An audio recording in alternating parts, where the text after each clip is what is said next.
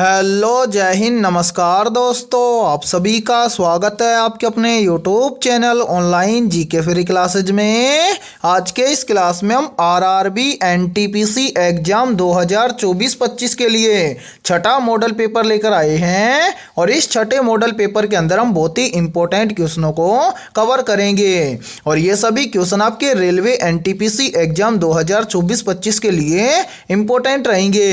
इसलिए इस model paper को आपको कंप्लीट देखना है और इस मॉडल पेपर के एंड में आपको बताना है कि आपके टोटल कितने क्वेश्चन है सही होते हैं। और यदि आप इस चैनल से पहली बार जुड़े हैं तो चैनल को कर लेना सब्सक्राइब और बेल आइकन को प्रेस करना ताकि ऐसी शानदार क्लास का नोटिफिकेशन आपको सबसे पहले देखने को मिले। तो चलिए शुरू करते हैं आज के छठे मॉडल पेपर को बिना देरी के। पहला प्रश्न है आप सभी के सामने, नीचे दिए गए प्रश्न में प्रश्न चिन्ह के स्थान पर आने वाली संबंधित संख्या को ज्ञात करें। यानी कि यहाँ पर आपसे पूछा गया है कि 23 का संबंध है 8 के साथ में, तो 42 का संबंध किस संख्या के साथ में होगा। तो इस टाइप के प्रश्न को आप एग्जाम में फटाफट से कैसे सोल्व करेंगे तो वो देखिए आपको जब भी इस टाइप का प्रश्न एग्जाम में दिया जाए तो आपको करना क्या है, सबसे पहले तो आपको यहाँ पर पता करना है कि यहाँ पर 23 से यहाँ पर 8 है कैसे लिखा गया है। यानी कि जिस प्रकार से 23 से यहाँ पर 8 लिखा गया है सेम उसी प्रकार से हम यहाँ पर बताएंगे कि 42 से इस प्रश्न चिन्ह के स्थान पर क्या लिखा जाएगा। तो यहाँ पर इस प्रश्न को कैसे सोल्व किया गया है तो वो देखिए मेरे भाई, यहाँ पर 23 से यहाँ पर 8 बनेगा कैसे। तो देखिए यहाँ पर क्या किया गया है, जो आपके सामने यहाँ पर 23 दिया गया है इस 23 में से -15 करके यहाँ पर लिखा गया है 8 है। और ध्यान से देखिए 8 यहाँ पर आप सभी के सामने दिया गया है। अब क्या करेंगे, यही सेम लॉजिक हम लगाएंगे 42 के अंदर और इस प्रश्न चिन्ह की वैल्यू ज्ञात करेंगे। तो करेंगे क्या, जो हमारे सामने 42 दिया गया है इस 42 में से हम भी कर देंगे क्या -15। तो 42 में से -15 करेंगे तो यहां पर बच जाएगा 27। यानी कि इस प्रश्न चिन्ह के स्थान पर संख्या भरी जाएगी 27। अब हमें देखना है कि 27 किसी ऑप्शन में है, तो आंसर 27 हमें दिया गया है ऑप्शन डी के अंदर है। तो पहले प्रश्न के अंदर ऑप्शन डी हो जाएगा सभी का करेक्ट आंसर। तो उम्मीद करता हूं कि यह पहला प्रश्न आपको अच्छे से क्लियर हो गया होगा और जब भी इस टाइप का प्रश्न आपको एग्जाम में दिया जाएगा तो फटाफट से सोल्व कर लेंगे, ठीक है। और इस क्लास के अंदर बहुत ही इंपॉर्टेंट क्वेश्चन होने वाले हैं, इसलिए इस क्लास के अंदर आपको एंड तक बने रहना है, ठीक है। तो चलिए फिर अगला प्रश्न देखते हैं। दूसरा प्रश्न है आप सभी के सामने, निम्न श्रृंखला में प्रश्न चिन्ह के स्थान पर कौन सा अक्षर आएगा। यानी कि यहां पर आपसे पूछा गया है कि इस सीरीज में इस प्रश्न चिन्ह के स्थान पर कौन सा अक्षर या कौन सा लेटर आएगा। तो इस टाइप के प्रश्न को आप एग्जाम में फटाफट से कैसे सोल्व करेंगे तो वो देखिए आपको जब भी एग्जाम में लेटर सीरीज से संबंधित प्रश्न दिया जाए तो आपको करना क्या है, सबसे पहले तो आपको सीरीज के अंदर जितने भी अल्फाबेट लेटर दिए गए हैं उन सभी अल्फाबेट लेटर का कर लेना है नंबरिंग। यदि आप अल्फाबेट लेटर का नंबरिंग कर लेते हो तो इस टाइप के सीरीज वाले प्रश्न को आप एग्जाम में फटाफट से सोल्व कर सकते हो। कैसे तो वो देखिए, यहां पर देखिए मेरे भाई, सबसे पहले यहां पर देखिए इन सभी अल्फाबेट का क्या करेंगे नंबरिंग करेंगे। तो यहां पर देखिए सबसे पहले ई का नंबर होता है 5, फिर क्या है वी का नंबर होता है 22, इसी प्रकार से आगे है एच का नंबर होता है 8, फिर है एस का नंबर होता है 19, फिर है के का नंबर होता है कितना 11, फिर क्या है क्यू का नंबर होता है 17। इसी प्रकार से आगे देखिए, आगे है एन का नंबर होता है 14, फिर है एम का नंबर होता है 13। इसी प्रकार से यहां पर हम क्या करेंगे, इस प्रश्न चिन्ह के स्थान पर आने वाली संख्या या लेटर को ज्ञात करेंगे। तो यहां पर आपको अल्फाबेट लेटर नहीं देखना, अब आपको देखना है संख्या को। तो यहाँ पर देखिए संख्या दी गई है 5 के बाद में 22 के बाद में 8 के बाद में 19 के बाद में 11 के बाद में 17 के बाद में 14 के बाद में 13। यानी कि इस सीरीज के अंदर जो संख्या दी गई है यह हमें पहले छोटी फिर बड़ी फिर छोटी फिर बड़ी इस क्रम में दी गई है। और मैंने आपको काफी बार बताया कि जब सीरीज के अंदर आपको संख्या पहले छोटी फिर बड़ी फिर छोटी फिर बड़ी इस टाइप के अंदर दी जाए तो उस टाइप के सीरीज को आपको सोल्व करना है एक एक संख्या को छोड़कर या फिर एक संख्या को छोड़कर अगली संख्या को सोल्व करना है। या फिर सेम इसी प्रकार से आपको क्या करना है, एक लेटर को छोड़कर अगले लेटर को देखना है। तो यहां पर संख्या में छोटे से बड़े, बड़े से छोटे इस क्रम में दी गई है। तो यहां पर हम क्या करेंगे, एक एक लेटर को छोड़कर अगला लेटर देखेंगे। तो यहां पर देखिए मेरे भाई, यहां पर हमें क्या करना है, यहां पर देखना है कि 5 से यहां पर एक संख्या छोड़कर आगे चलेंगे तो आगे क्या है 8 है। या फिर हम बोल सकते हैं कि ई से एक लेटर छोड़कर आगे चलेंगे तो क्या है एच है। ठीक है, तो यहां पर 5 से 8 बनेगा कैसे, तो यहां पर देखिए यदि हम 5 के अंदर क्या कर दें +3 कर दें तो 5 और 3 हो जाएगा 8, यानी कि ई लेटर के अंदर +3 करके लिखा गया है एच। ठीक है, इसी प्रकार से यहां पर फिर आगे देखिए 8 से एक संख्या छोड़कर आगे चलेंगे तो आगे कितना है 11 है। इसी प्रकार से यहां पर लेटर, इस लेटर सीरीज के अंदर देखेंगे कि एस से यहां पर के कैसे बनेगा, या फिर 8 से 11 कैसे बनेगा। तो मेरे भाई ध्यान से देखिए, यदि हम 8 के अंदर भी क्या कर दें +3 कर दें तो 8 और 3 हो जाएगा 11, यानी कि सेम ई की तरह ही एच के अंदर भी +3 करके लिखा गया है के। फिर देखिए आगे चलेंगे, 11 से एक संख्या छोड़कर आगे तो कितना है 14 है। तो 11 से 14 कैसे होगा, तो यहां पर भी देखिए यदि हम 11 के अंदर क्या कर दें +3 कर दें तो 11 और 3 हो जाएगा 14। सेम इसी प्रकार से हम यहां पर भी देख सकते हैं कि के अंदर +3 करके यहां पर लिखा गया है एन। ठीक है, समझाने के लिए बता रहा हूं, ठीक है मेरे भाई, ताकि आपको इस टाइप का सीरीज आसानी से समझ में आ जाए। फिर देखिए इसी प्रकार से 14 से एक संख्या छोड़कर आगे चलेंगे तो आगे क्या है प्रश्न चिन्ह है, यानी कि प्रश्न चिन्ह के स्थान पर आने वाली संख्या को हम ज्ञात करेंगे। तो मेरे भाई सभी के अंदर यहां पर देखिए प्रश्न चिन्ह की वैल्यू ज्ञात करने से पहले यहां पर जो संख्या आई है इस संख्या को ध्यान से देखना है कि यहां पर हुआ क्या है। तो यहां पर सभी अल्फाबेट लेटर के अंदर क्या किया गया है +3 करके लिखा गया है। तो आगे भी हम क्या कर देंगे +3 कर देंगे। तो मेरे भाई 14 के अंदर +3 कर देंगे तो 14 और 3 कितना हो जाएगा, तो 14 और 3 हो जाएगा 17, यानी कि यहां पर एन से एक लेटर छोड़कर आगे चलेंगे तो इस प्रश्न चिन्ह के स्थान पर आने वाला अल्फाबेट लेटर हमें ज्ञात करेंगे। तो कैसे ज्ञात करेंगे, तो यहां पर देखिए इस प्रश्न चिन्ह के स्थान पर संख्या हमें ज्ञात हो गई। क्या संख्या है 17 है, तो हमें देखना है कि 17 नंबर पर कौन सा अल्फाबेट लेटर आता है। तो याद रखना 17 नंबर पर अल्फाबेट लेटर आता है क्यों, यानी कि इस प्रश्न चिन्ह के स्थान पर अल्फाबेट लेटर भरा जाएगा क्यों। अब हमें देखना है कि क्यू लेटर किसी ऑप्शन में है, तो आंसर क्यू लेटर हमें दिया गया है ऑप्शन बी के अंदर है। तो दूसरे प्रश्न के अंदर ऑप्शन बी हो जाएगा सभी का करेक्ट आंसर। तो उम्मीद करता हूं कि दूसरा प्रश्न भी आपको अच्छे से क्लियर हो गया होगा। और देखिए थोड़ा सा इस प्रश्न को समझाने में टाइम लगा है, लेकिन अब आगे जब आपको एग्जाम में इस टाइप का प्रश्न मिलेगा तो आप फटाफट से सोल्व कर लेंगे। ठीक है, तो चलिए फिर अगला प्रश्न देखते हैं।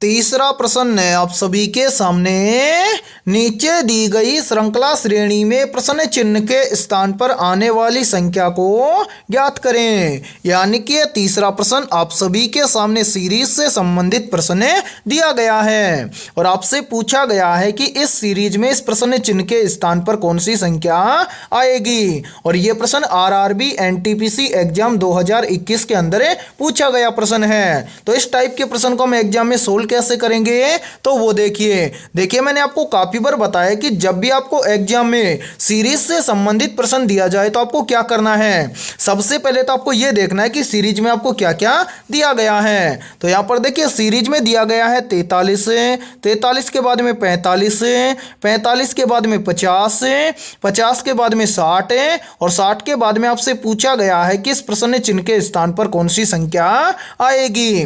तो यहां पर इस सीरीज को किस लॉजिक के आधार पर सोल्व किया गया है, तो वो देखिए यहां पर देखिए मेरे भाई, यहां पर 43 से यहां पर 45 बन जाएगा कैसे, तो देखिए यदि हम 43 के अंदर क्या कर दें +2 कर दें तो 43 और 2 हो जाएगा 45। फिर देखिए 45 से कितना बन रहा है 50, तो 45 से 50 कैसे बनेगा, तो यहां पर देखिए यदि हम 45 के अंदर क्या कर दें +5 कर दें तो 45 और 5 मिलकर बन जाएगा 50। इसी प्रकार से यहाँ पर आगे देखिए 50 से कितना बन रहा है 60 है, तो 50 से 60 कैसे बनेगा, तो यहाँ पर देखिए यदि हम 50 के अंदर क्या कर दें +10 कर दें तो 50 और 10 मिलकर बन जाएगा 60। अब यहाँ पर देखिए 60 से हमें क्या करना है, इस प्रश्न चिन्ह की वैल्यू ज्ञात करनी है। तो प्रश्न चिन्ह की वैल्यू ज्ञात करने से पहले आपको क्या करना है, यहाँ पर नीचे जो संख्या आई है इस संख्या को ध्यान से देखना है कि यहाँ पर हुआ क्या है। तो यहाँ पर देखिए नीचे संख्या में क्या हुआ है, तो देखिए पहले क्या हुआ +2, फिर क्या हुआ +5, फिर क्या हुआ +10, यानी कि सभी के अंदर क्या हुआ है प्लस हुआ है। तो इतना तो हमें भी पता है कि आगे क्या होगा प्लस होगा, लेकिन कितना प्लस होगा वो देखिए। यहां पर देखिए मेरे भाई, एक बार इन सभी को थोड़ा सा यहां से हटा देते हैं ताकि आपको समझने में कोई भी दिक्कत ना आए। तो यहां पर देखिए, यहां पर जो ये 2 है ये क्या है, तो देखिए ये 2 क्या है, ये 2 है 1 का स्क्वायर प्लस 1। 1 का स्क्वायर 1 होता है और 1 के अंदर 1 को प्लस करेंगे तो बन जाएगा 2। फिर देखिए यहां पर 2 के बाद में क्या है 5 है, तो 5 क्या है, तो मेरे भाई 5 है 2 का स्क्वायर प्लस 1। 2 का स्क्वायर होता है 4 और 4 के अंदर प्लस 1 कर देंगे तो हो जाएगा 5। इसी प्रकार से आगे देखिए 5 के बाद में कितना है 10 है, तो 10 क्या है, तो मेरे भाई 10 क्या है, 10 है 3 का स्क्वायर प्लस 1। 3 का स्क्वायर कितना होता है 9 होता है और 9 के अंदर प्लस 1 कर देंगे तो बन जाएगा 10।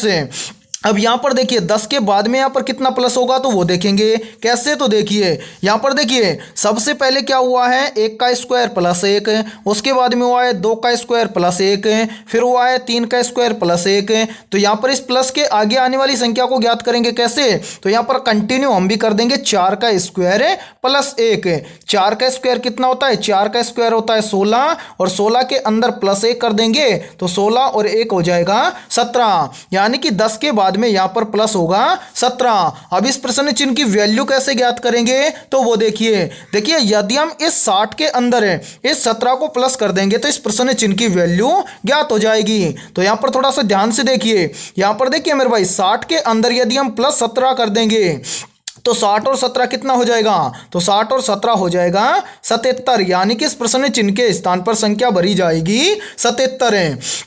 अब हमें देखना है कि 77 किसी ऑप्शन में है, तो हाँ सर 77 हमें दिया गया है ऑप्शन है बी के अंदर है। तो तीसरे प्रश्न के अंदर करेक्ट आंसर हो जाएगा सभी का ऑप्शन है बी। तो उम्मीद करता हूं कि तीसरा प्रश्न भी आपको अच्छे से क्लियर हो गया होगा और जब भी इस टाइप का प्रश्न आपको एग्जाम में दिया जाएगा तो फटाफट से सोल्व कर लेंगे, ठीक है। और यहाँ पर देखिए आप सभी के लिए बहुत ही इंपॉर्टेंट सूचना है, यदि आप पहली बार में रेलवे एनटीपीसी एग्जाम 2024-25 को क्रैक करना चाहते हैं तो हमने आपके रेलवे एनटीपीसी एग्जाम 2024-25 के लिए GK, GS, mathematics, science, current affairs, reasoning और इन सभी के अलावा बेसिक कंप्यूटर के साथ में हमने लगभग 21,000 प्लस क्वेश्चनों का पीडीएफ तैयार किया है। और यदि आप ये 21,000 प्लस मोस्ट इंपोर्टेंट क्वेश्चनों का पीडीएफ लेना चाहते हैं तो आप हमारे इस व्हाट्सएप नंबर पर कांटेक्ट करके ले सकते हैं। और इस पीडीएफ की प्राइस हमने रखी है मात्र और मात्र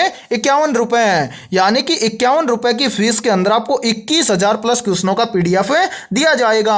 और इन सभी क्वेश्चनों को हमने टॉपिक वाइज कवर किया है। और मेरे भाई ये 21,000 क्वेश्चन आपके रेलवे एनटीपीसी एग्जाम के लिए रामबाण साबित होने वाले हैं। तो जिन भी अभ्यर्थियों को ये पीडीएफ लेना है वो हमारे इस व्हाट्सएप नंबर पर कांटेक्ट करके ले सकता है और अपनी तैयारी को मजबूत बना सकता है, ठीक है। तो चलिए फिर अगला प्रश्न देखते हैं।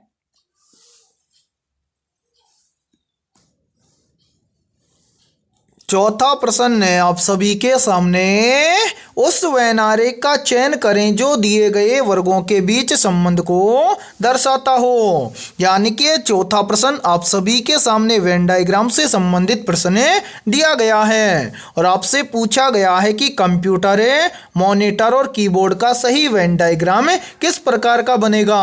तो इस टाइप के प्रश्न को आप एग्जाम में देखते ही फटाफट से कैसे सोल्व करेंगे, तो वो देखिए जब भी आपको एग्जाम के अंदर वेन डायग्राम से संबंधित प्रश्न दिया जाए तो आपको करना क्या है, सबसे पहले तो आपको जिन शब्दों से वेन डायग्राम तैयार करना है उन शब्दों को ध्यान से देखना है और यह पता लगाना है कि उन शब्दों के बीच में आपस में कोई रिलेशन है क्या।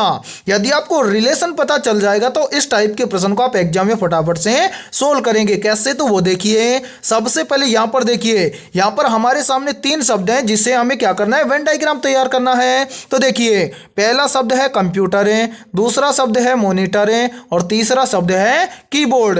तो यहां पर हम क्या करेंगे, इन तीनों शब्दों के बीच में रिलेशन देखेंगे। तो सबसे पहले हम रिलेशन देखेंगे कंप्यूटर और मॉनिटर के बीच में। तो क्या कंप्यूटर और मॉनिटर इन दोनों के बीच में कोई रिलेशन है, तो हाँ सर कंप्यूटर और मॉनिटर के बीच में रिलेशन है। क्या रिलेशन है, तो जो मॉनिटर होता है ये क्या होता है, कंप्यूटर का हिस्सा होता है, ठीक है। इसी प्रकार से यहाँ पर देखिए, इसी प्रकार से हम क्या करेंगे, यहाँ पर रिलेशन देखेंगे किसके अंदर, मॉनिटर और कीबोर्ड के बीच में। तो क्या मॉनिटर और कीबोर्ड के बीच में कोई रिलेशन है? तो नहीं सर, कीबोर्ड और मॉनिटर के बीच में कोई भी हिस्सा या कोई भी रिलेशन नहीं है, यानी कि मॉनिटर अलग होता है, कीबोर्ड अलग होता है। इसी प्रकार से हम रिलेशन देखेंगे कंप्यूटर और कीबोर्ड के बीच में। तो क्या कंप्यूटर और कीबोर्ड के बीच में कोई रिलेशन है? तो हाँ सर, कंप्यूटर और कीबोर्ड के बीच में भी रिलेशन है। क्या रिलेशन है? तो जो कीबोर्ड होता है ये भी क्या होता है, कंप्यूटर का हिस्सा होता है। ठीक है, अब इतना आपको पता चल गया। अब वेन डायग्राम कैसे बनाएंगे तो वो देखिए, यहां पर देखिए मेरे भाई, इन सभी में से कॉमन क्या है, तो कॉमन है कंप्यूटर। ठीक है, तो यहां पर हम पहला आरेख बना देंगे कंप्यूटर के लिए। ठीक है, फिर देखिए दूसरा शब्द क्या है, मॉनिटर है। तो क्या मॉनिटर का आरेख बनाने से पहले आपको रिलेशन देखना है कि मॉनिटर का रिलेशन किसी के साथ में है? तो हाँ सर, मॉनिटर का रिलेशन है कंप्यूटर के साथ में, यानी कि जो मॉनिटर होता है ये कंप्यूटर का हिस्सा होता है। तो देखिए दूसरा आरेख हम बना देंगे मॉनिटर का, और कहां पर बनाएंगे, कंप्यूटर के अंदर बनाएंगे। तो यहां पर ये कंप्यूटर का आरेख है, तो इस कंप्यूटर के आरेख में हम दूसरा आरेख बना देंगे मॉनिटर का। इसी प्रकार से तीसरा शब्द है कीबोर्ड। तो क्या कीबोर्ड का संबंध कंप्यूटर और मॉनिटर के साथ में है? तो कीबोर्ड का संबंध मॉनिटर के साथ में तो नहीं है, लेकिन कंप्यूटर के साथ में है, यानी कि जो कीबोर्ड होता है ये भी क्या होता है, कंप्यूटर का हिस्सा होता है। तो कीबोर्ड भी आ जाएगा किसके अंदर है, कि कंप्यूटर के अंदर। ठीक है, और मेरे भाई देखिए मॉनिटर अलग है, कीबोर्ड अलग है, यानी कि आपका कंप्यूटर मॉनिटर कीबोर्ड का 100% सही वेन डायग्राम बनेगा इस प्रकार का। अब आपको देखना है कि इस प्रकार का वेन डायग्राम किसी ऑप्शन में है। तो हाँ सर, इस टाइप का वेन डायग्राम हमें दिया गया है ऑप्शन ए के अंदर है। तो चौथे प्रश्न के अंदर ऑप्शन ए हो जाएगा सभी का करेक्ट आंसर। तो उम्मीद करता हूं कि ये चौथा प्रश्न भी आपको अच्छे से क्लियर हो गया होगा, और जब भी इस टाइप का प्रश्न आपको एग्जाम में दिया जाएगा तो फटाफट से सोल्व कर लेंगे। ठीक है, तो चलिए फिर अगला प्रश्न देखते हैं।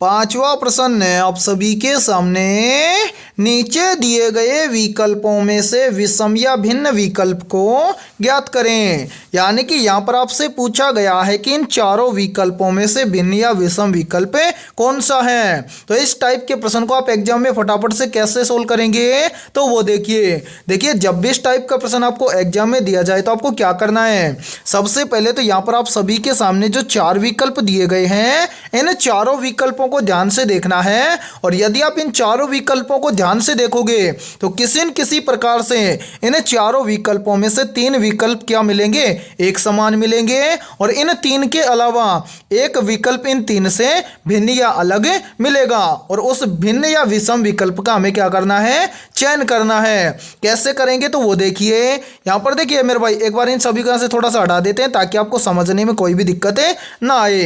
तो यहां पर देखिए, यहां पर हम क्या करेंगे, सबसे पहले देखेंगे ऑप्शन ए को।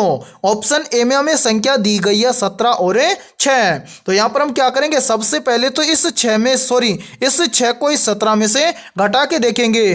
तो यहां पर देखिए मेरे भाई 17 में से यदि हम 6 को घटा देंगे तो यहां पर कितना बचेगा, तो 17 में से 6 को घटाएंगे तो यहां पर बच जाएगा 11।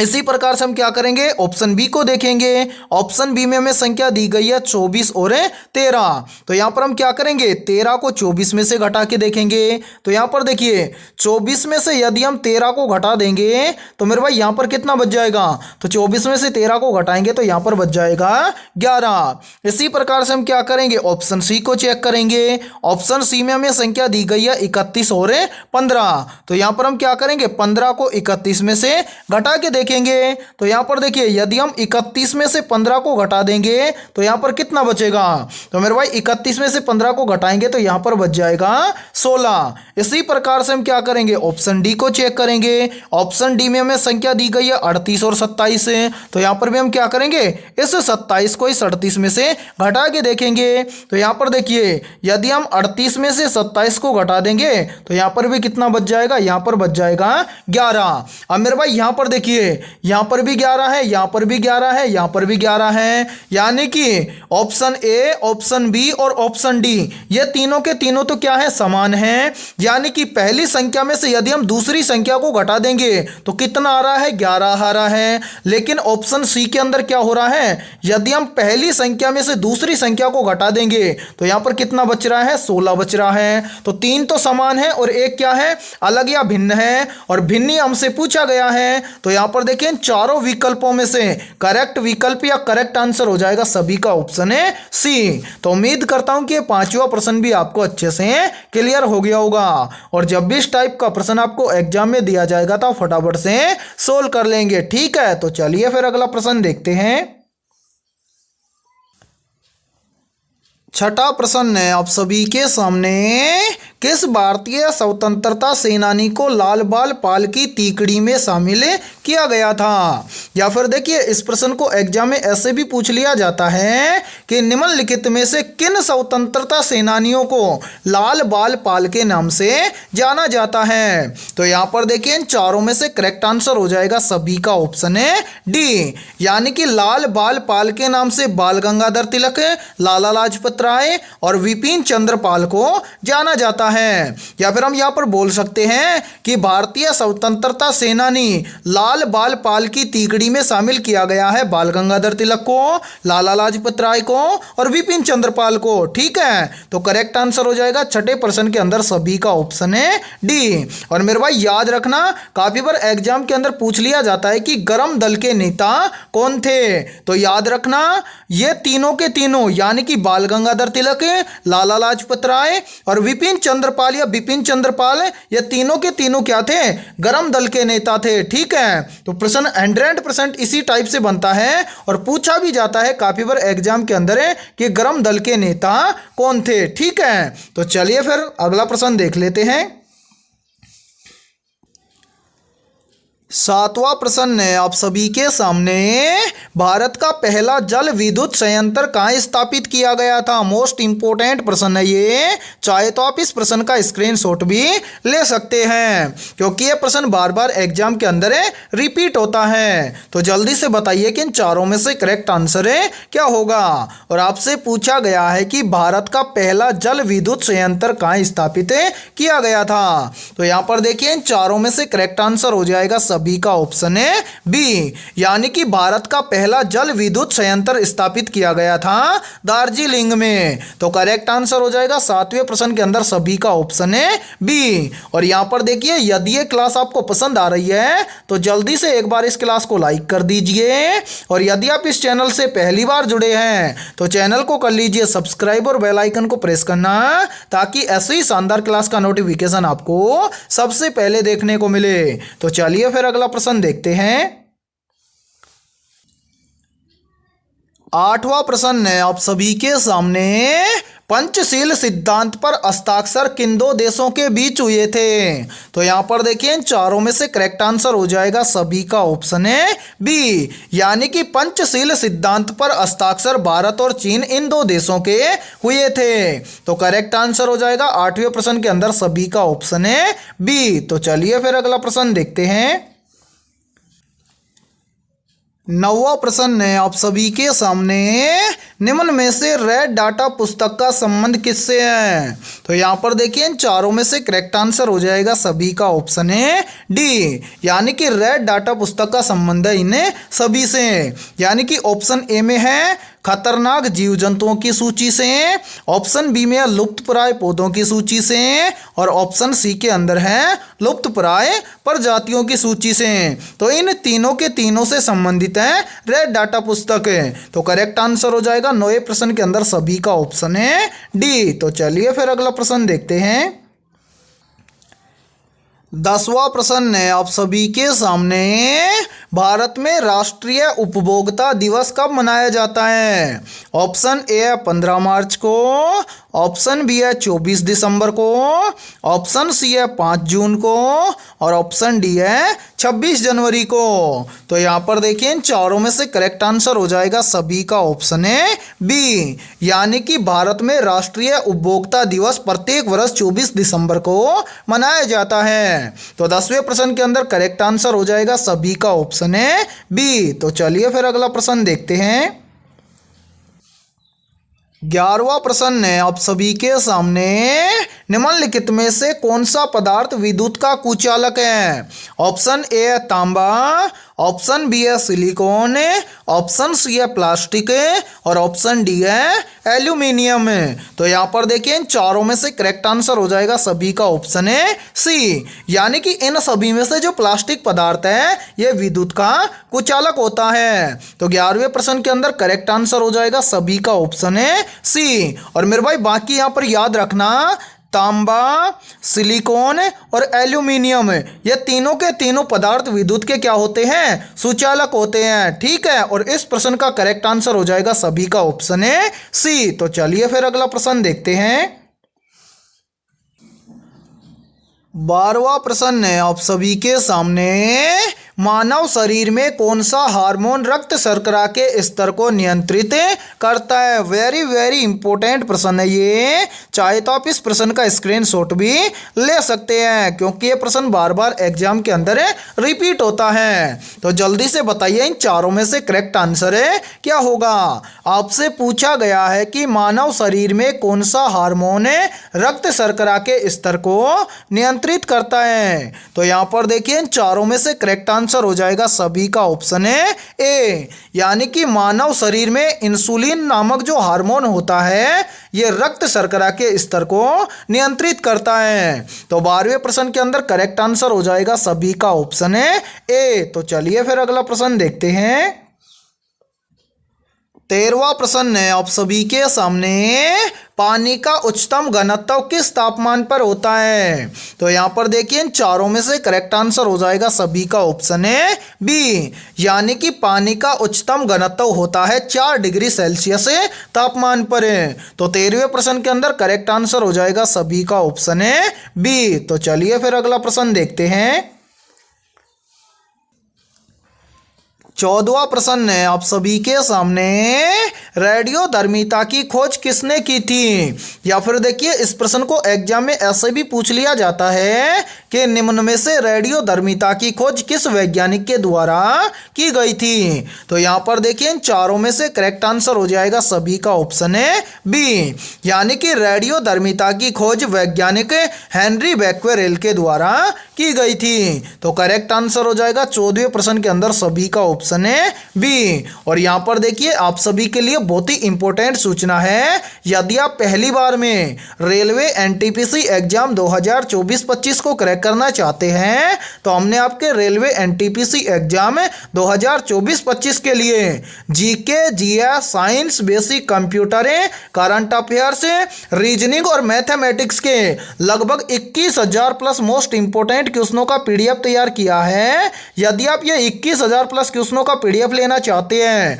तो आप हमारे इस व्हाट्सएप नंबर पर कांटेक्ट करके ले सकते हैं। व्हाट्सएप नंबर है 7374826893। ये हमारा व्हाट्सएप नंबर है। इस व्हाट्सएप नंबर पर आप कांटेक्ट करके इस पीडीएफ को ले सकते हैं। और इस पीडीएफ की प्राइस हमने रखी है मात्र और मात्र 51 रुपये, यानी कि 51 रुपये की फीस के अंदर आपको 21,000 प्लस क्वेश्चनों का पीडीएफ दिया जाएगा। और मेरे भाई ये 21,000 प्लस क्वेश्चन आपके रेलवे एनटीपीसी एग्जाम के लिए रामबाण साबित होने वाले हैं। तो जिन भी अभ्यर्थियों को ये पीडीएफ लेना है वो हमारे इस व्हाट्सएप नंबर पर कांटेक्ट करके ले सकते हैं। और इन सभी के अलावा हमारे इस यूट्यूब चैनल पर जितनी भी क्लासेज होंगी उन सभी क्लासों का पीडीएफ भी आपको बिल्कुल फ्री के अंदर मिलने वाला है। ठीक है, तो चलिए फिर अगला प्रश्न देखते हैं।